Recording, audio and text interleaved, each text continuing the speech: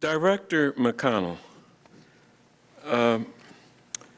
you've stated publicly that only 100 or less Americans have been targeted for foreign intelligence surveillance.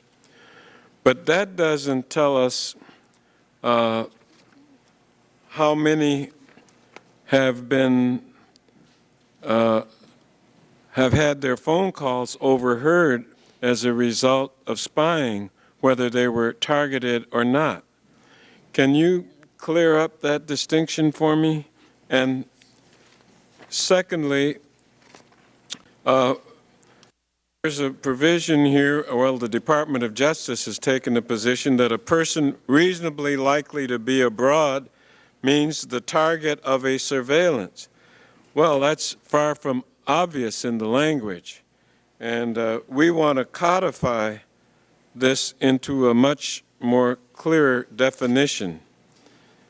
And finally, how can we proceed in this very important responsibility with which we are charged if we don't have the information and access to it about the administration's surveillance programs, both past and present? We've been waiting a long time for that information, and it seems to me that it's a prerequisite to anything we're supposed to accomplish here. And I'd like to get some public assurances over and above the private assurances you've given me about that subject. And so if you can respond to those three observations, I'll consider my time well spent. Thank you for your question. Mr. Chairman, it gives me actually a chance to clarify my intent when I had an interview down in Texas, sitting beside the chairman of my oversight committee, Congressman Reyes. What I was attempting to do was respond to so much of the inaccuracy and claims and counterclaims that had been in the press, specifically that we're spying on Americans, we have a broad drift net and that sort of thing. So I carefully considered making the comments at a summary level to provide some context and perspective of what this is really all about. And so what I chose to do was to provide some level of indication in terms of numbers about how this works.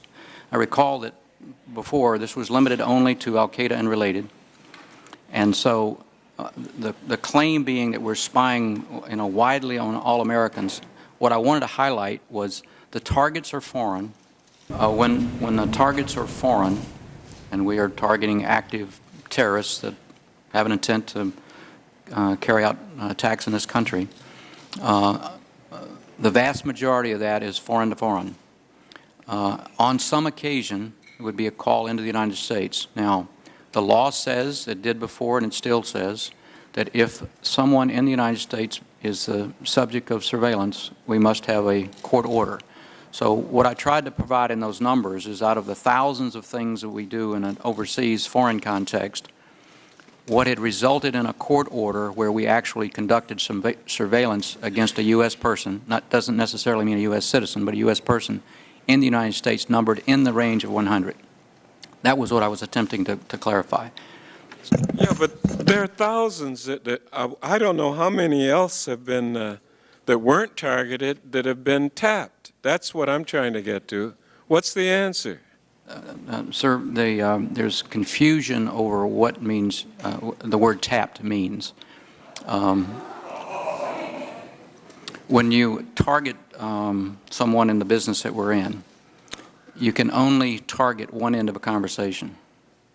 So in the context of doing our business, the target is foreign, the objective is foreign, the purpose is foreign intelligence. Let me put it like this. How many have been overheard? I mean, you've got minimization techniques. You wouldn't have it if somebody wasn't being overheard. Sir, I don't have the exact number. I'll be happy to try to get the number and provide it to you. Well, I just don't know. Very, very critical, Mr. Director.